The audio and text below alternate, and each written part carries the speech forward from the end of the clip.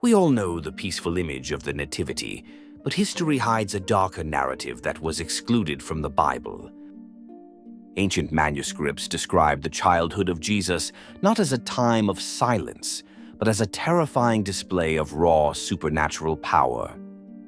What if the young Messiah was actually a dangerous child who could give life and take it away on a whim?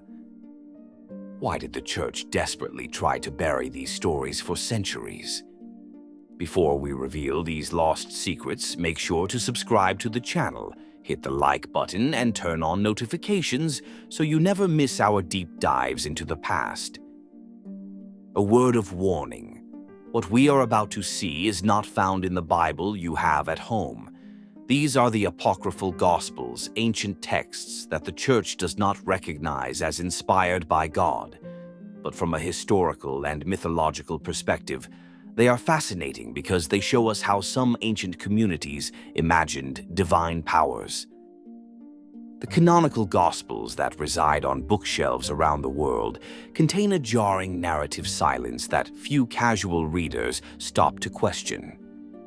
After the famous nativity stories found in Matthew and Luke, the biblical text immediately fast-forwards roughly 3 decades to the baptism in the Jordan River. This creates a massive biographical void known to historians and theologians as the lost years of Jesus. For the earliest Christian communities living in the 2nd and 3rd centuries, this lack of information was unbearable. They were desperate to know what occurred during the hidden adolescence of the figure they worshipped. This intense curiosity led to the creation of a specific genre of literature called the New Testament Apocrypha.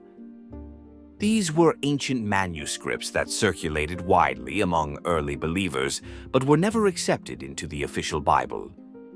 The most fascinating survivor of this period is the Infancy Gospel of Thomas. It is important to distinguish this narrative text from the collection of philosophical sayings known as the Gospel of Thomas, found at Nag Hammadi, as they are 2 completely different works. Scholars classify the Infancy Gospel as pseudepigrapha, which means it was written by an anonymous author who attached the name of a famous apostle to the work to give it instant credibility. The text likely originated in the late 2nd century, and it serves as a unique window into ancient religious folklore. Instead of the pious and silent carpenter described in later tradition, this manuscript presents a radical thought experiment. The unknown author attempts to answer a terrifying question regarding the nature of divinity.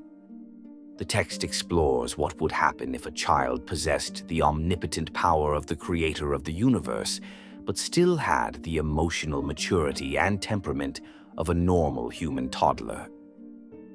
This document provides the backstory that the standard Gospels omitted, and it portrays a domestic life in Nazareth that is far more complex and volatile than the peaceful Christmas scenes depicted in modern culture.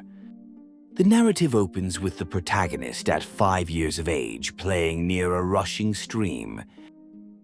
He channels the running water into small pools and commands them to become instantly pure, showing an innate dominion over the elements without the need for rituals. From the soft mud on the bank, he fashions 12 sparrows. The tension in this episode arises not from the act of creation itself, but from the timing, as the text specifies this activity occurs on the Sabbath.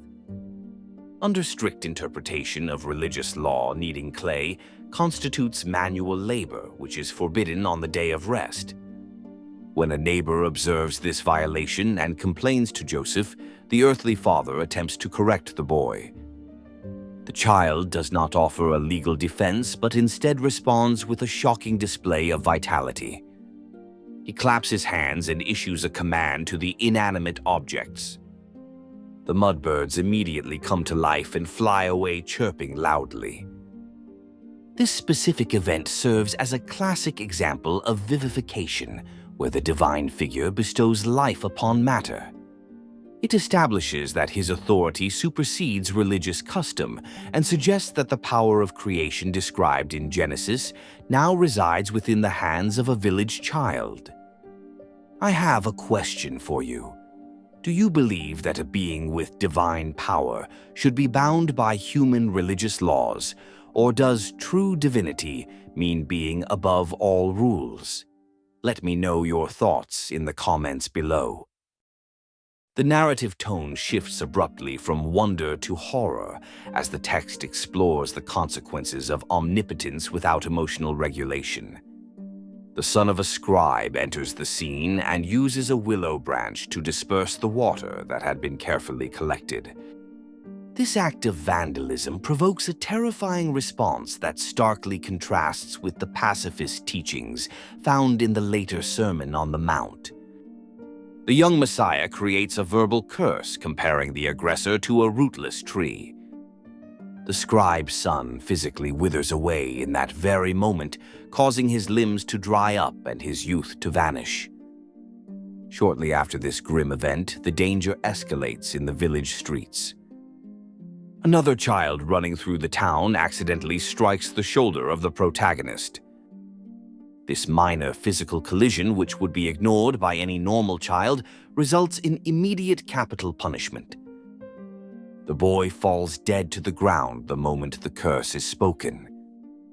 This portrayal of a lethal divinity sent shockwaves through the local community described in the manuscript. The terrified parents of the victims confront Joseph and deliver a harsh ultimatum demanding that the family must leave the town because their son kills with mere words. When Joseph attempts to reprimand the boy for these actions, the child responds not with remorse, but by inflicting blindness upon his accusers, further cementing his role as a dangerous force of nature rather than a savior. If you are enjoying this journey into the forbidden side of antiquity, please support Best of History and Mythology. Subscribe now, smash that like button, and enable the bell icon to ensure you catch every new video packed with historical value. The narrative moves from the physical violence of the streets to the intellectual arena of the classroom. Joseph determines that the boy needs discipline and instruction, so he hands him over to a renowned schoolmaster named Zacchaeus to learn the Greek alphabet.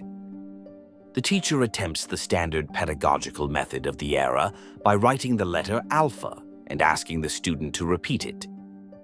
However, the child refuses to recite the lesson by rote memory.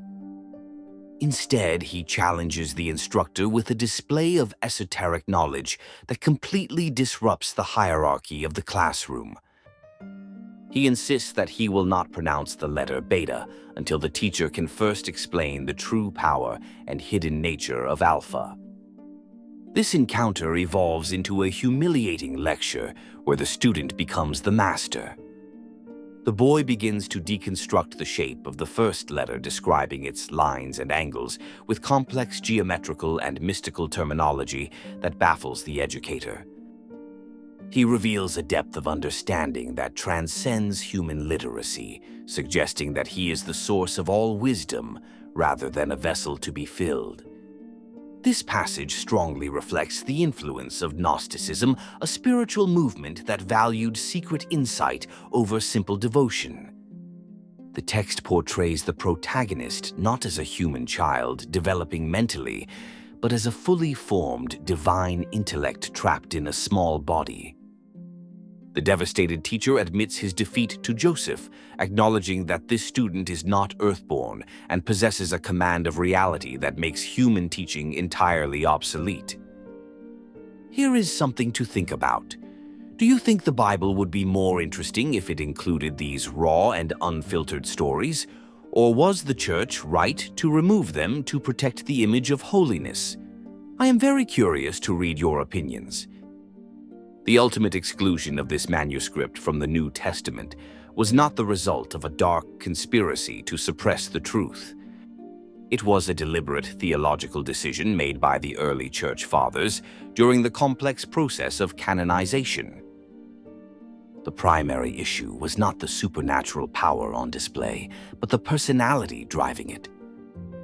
The protagonist portrayed in these stories behaves less like the suffering servant of Isaiah and more like a volatile deity from the Greek pantheon.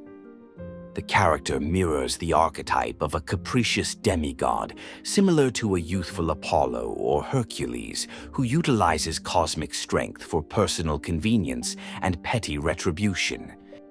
This depiction stood in irreconcilable conflict with the narrative arc of the four canonical Gospels. In the accepted texts like Matthew and Luke, the adult, Jesus consistently refuses to perform miracles for his own benefit, even when facing starvation or death. The child in the apocryphal text acts in direct opposition to this principle by harming others to protect his ego. The bishops and scholars of the early centuries recognized this fundamental inconsistency. They determined that while the text offered a fascinating glimpse into the imagination of the 2nd century, it failed to align with the core message of self-sacrifice that defined the new faith. This judgment relegated the work to the status of religious folklore, leaving it as a permanent historical curiosity rather than a foundation of belief. History is often stranger than the myths we create to explain it. Thank you for watching, and I will see you in our next video here on Best of History and Mythology.